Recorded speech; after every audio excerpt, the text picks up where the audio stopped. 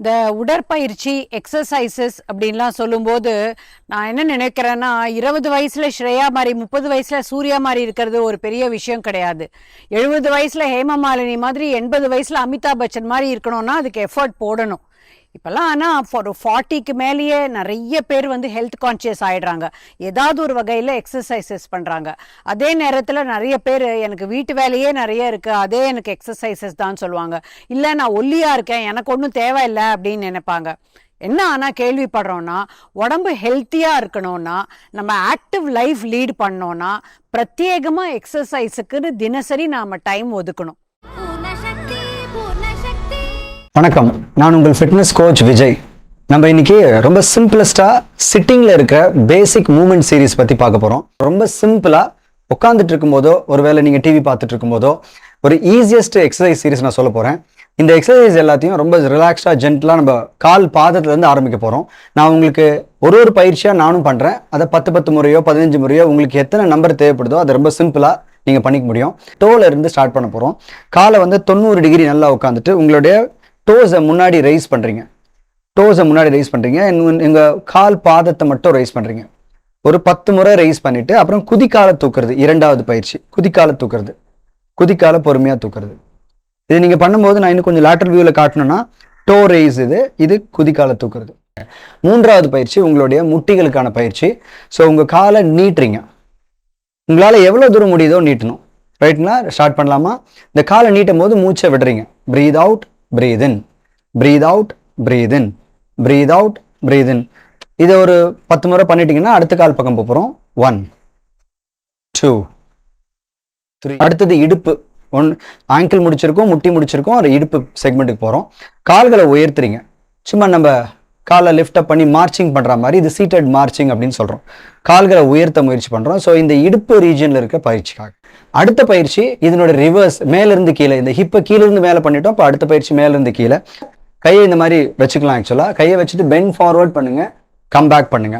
Bend forward வாங்க, come back பண்ணுங்க.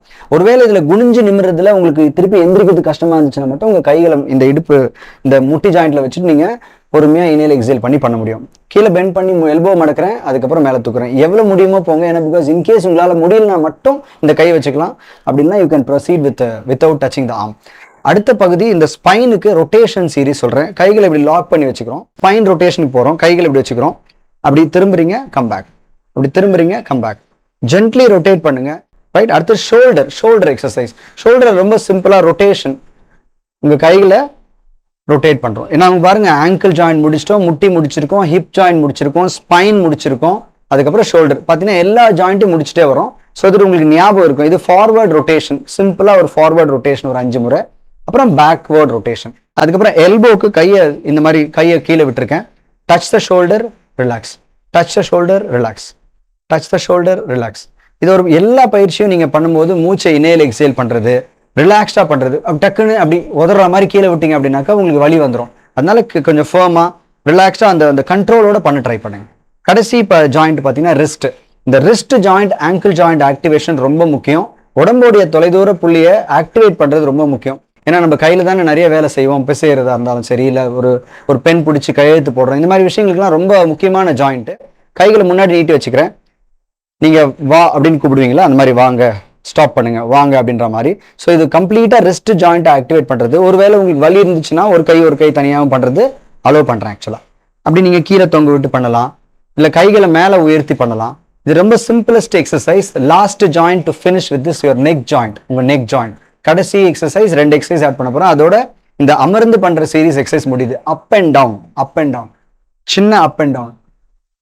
அப்புறம் சைட் டு சைடு, உங்கள் காது ஷோல்டர் பக்கத்தில் போகிற மாதிரி. இது பண்ணும்போது ஜென்ரலாக என்ன பண்ணுவாங்க, இதை தூக்கி பண்ணுவாங்க. அப்படி அது ஒரு வேற எக்ஸசைஸ். நம்ம இன்னொரு சீரீஸில் பார்க்கும்போது பார்க்கலாம். இது சிம்பிளாக ரைட் அண்ட் லெஃப்ட், இதை சிம்பிளாக அது எவ்வளோ தூரம் போதோ அது வரைக்கும் வச்சுட்டுனா போதும். ஸோ அந்த முடிச்சதுக்கு அப்புறமா கடைசியில் எந்த பயிற்சி முடிச்சாலும் நம்ம சீரீஸில் நம்ம என்ன பண்ண போறோம்னா, உடற்பயிற்சி முடிச்சதுக்கப்புறம் கண்களை மூடி ஒரு நிமிடம் இந்த பயிற்சி எல்லாத்தையும் யோசிச்சு எல்லா ஜாயிண்ட்டுக்கும் ஒரு நன்றி சொல்லி கண்களை மூடி சிம்பிளாக உட்காந்து ஆங்கிள் ஜாயிண்ட்டுக்கு ஒரு தேங்க்யூ சொல்றீங்க, முட்டி ஜாயிண்ட்டுக்கு ஒரு தேங்க்யூ சொல்றீங்க, இடுப்புக்கு சொல்றீங்க, ஸ்பைனுக்கு சொல்றீங்க, ஷோல்டர். ஏன்னா எவ்வளோ வருஷங்களா நம்மளுக்காக கண்டிப்பாக அது உழைக்குது இல்லையா.